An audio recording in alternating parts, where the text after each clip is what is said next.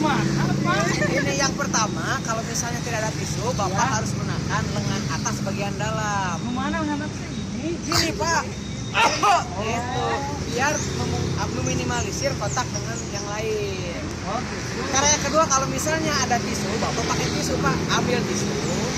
Yang pertama itu, yang kedua letakkan.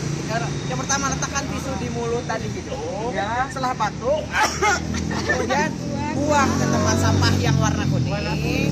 Kemudian Bapak cuci tangan dengan 6 langkah. Setelah itu Bapak pakai masker. Oh, Itu gimana yang cara baik cuci Pak. tangannya? Nah, sebelumnya mari kita sebutkan dulu 5 momen mencuci tangan. Yang pertama, Sebelum kontak dengan pasien, kedua, sebelum tindakan aseptik, tiga, setelah kontak dengan pasien, empat, setelah kontak dengan cairan tubuh pasien, lima. setelah kontak dengan lingkungan pasien.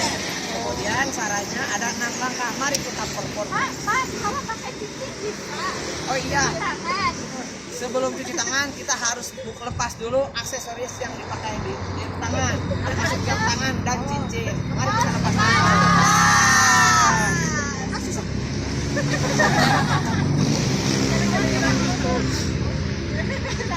Sudah siap? Siap. Yuk, 1, 2, 3. Mari kita cuci tangan, 6 langkah berurutan. Basahi dulu dengan air, beri sabun lalu mulai 4 kali ratakan. Gosok punggung tangan kiri, gosok punggung tangan kanan, juga 2 telapak tangan.